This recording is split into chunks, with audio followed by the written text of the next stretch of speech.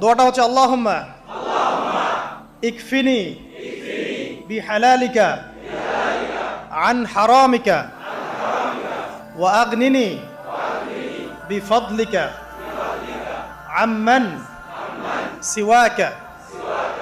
এই দোয়াটা ছোট না, এটা মুখস্থ করবেন, সেজদায় পড়বেন, নামাজের সেজদায় পড়বেন, আত্তাহিয়াতু দরুদ শেষ তারপরে পড়বেন, নামাজ শেষে হাত তুলে করবেন, যখন তখন শেষ রাত্রে করবেন। ইনশাআল্লাহ দেখবেন আপনার ঋণ বলতে কিছু থাকবে না ইনশাআল্লাহ। যদি থাকেও, বড় কোনো ঋণ থাকেও, আল্লাহ পাক অন্য কোনো মাধ্যমে এটা শোধ করার ব্যবস্থা করে দিবেন ইনশাআল্লাহ। ইনশাআল্লাহ। যে দারিদ্রতা দূর করতে চান, সচ্ছলতা চান, কয়েকটা কাজ করেন।